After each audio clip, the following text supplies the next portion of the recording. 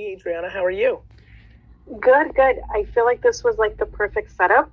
Love it. Because I'm a real estate agent. Perfect. And you guys were just talking about real estate, so funny as shit ever.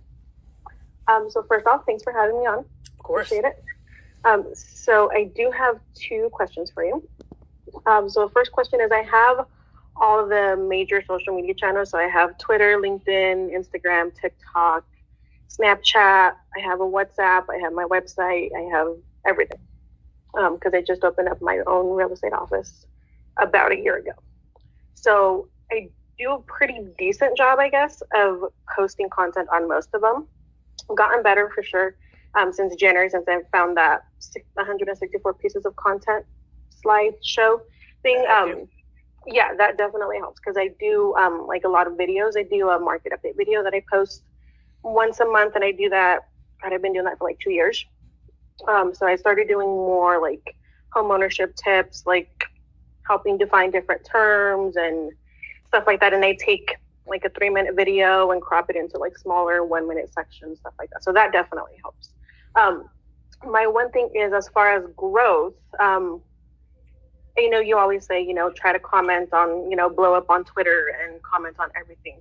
With all the different social media channels that I have and being a one-woman show, would it be better for me to devote less time to each one of them, or just pick one at a time for like a week? No. I think less time. I think spreading yourself is better. Here's why. I think people's egos are wrapped up in their following count. Okay. And so they get caught up in, if you focused on one channel, you'd be more likely to get that one channel to have more followers. Mm-hmm. And that's what I think people are aiming for. What I'm aiming for is actual business. And by going everywhere, you're tasting different dynamics, which is teaching you how to be a better creator. You don't give a shit if you sell a home on Alpha TikTok or LinkedIn or YouTube or Facebook. You're in a business. Most people want to focus on one thing because their entire framework when it comes to social media is completely based on followers. Right. It's a fucked up thing that I'm trying to destroy. I'm actually advocating behind the scenes for all social networks to hide follow count. No, and that makes sense.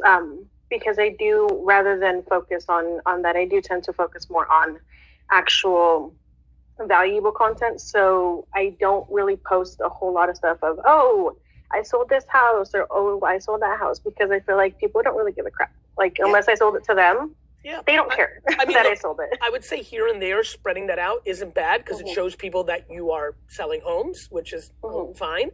I think your question is predicated on a social media question, a social media perception question versus an actual business question. What if one of your videos goes viral on TikTok and that becomes the thing that most helps your business? That's not something that would have happened if you most focused on just getting the most followers you can on one platform. People are absolutely obsessed with figuring out how to get followers when what they should be figuring out is how to get happiness and how to get the business result they're looking for. And followers are an indication that you're hitting a nerve and people are interested, but that's the byproduct, not the goal. Okay. And I think people are making it the goal, and that's where their strategies are breaking down. That makes sense. So don't worry as much about the followers and worry more about where my leads are coming from, so to speak, and how many people are actually contacting me. Realizing that you're in other places, that you're learning, and that something may happen somewhere that you could have never seen, and that then, like, something may happen on TikTok that makes you say, oh, now TikTok needs to be 50% of my energy, and the rest need to be 5% each, but you would have never known that if you weren't giving 5% of your energy to TikTok. Absolutely. That makes sense. Got it? Eggs and baskets, right? Okay. Yeah. Eggs and baskets. Okay. And second question is actually from my husband. He actually is the one that turned me on to you like 4 years ago. Thank you. And I was one of those people that was like, okay, he's a little bit too much for me. Right? And whatever. I actually was one of those people that thought you were the snake oil salesman. I get it. But I feel like I just at the time was not there, like, mentally. I get it. So since then, or better.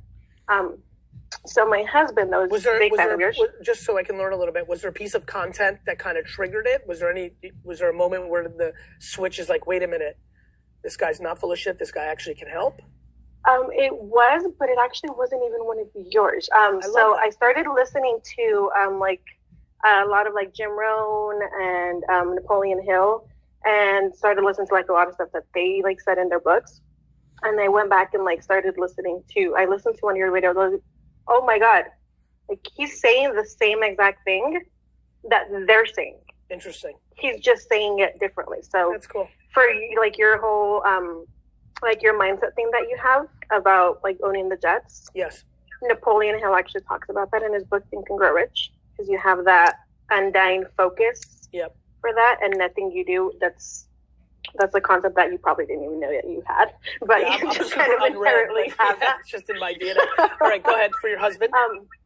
So for my husband, he didn't grow up with a whole lot of structure or self-discipline. Okay. So his main tip that he would want to know is, having grown up with no discipline and having very little self-discipline as an adult, is there a way that he can, I guess, learn to acquire that self-discipline as an adult? Well, what's the discipline in? Just in general. I mean, he wants big dreams, but is not He's full of shit. Yeah, in a lot of ways. Well, let's get him on the show and let me get a crack at it. I mean, you know, it's about you have a very, very tricky spot in this relationship, because you love him. And even the way you're delivering it, it's not like I can see that it's not like the worst. You just want something good to happen. So you have to find the balance of not actually perpetuating it by over coddling him and entitling him. At the same token, telling him constantly like, yo, so do something about it, is going to hurt feelings. So it's a tricky game. My big thing is that one of the things that I love to tell people is like, yo, this is simply about, results are results. Like everyone has excuses. So Jessica Feliz says here, I have major discipline problems. Like, LOL. Like, here's the reality. And this is a really good cold. This isn't a tea.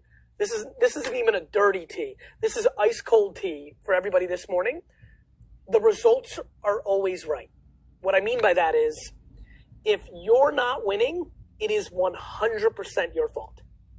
Not 99, not 98, not your mom's, not the systems, not this one deal fell through, not, oh God, Corona happened now.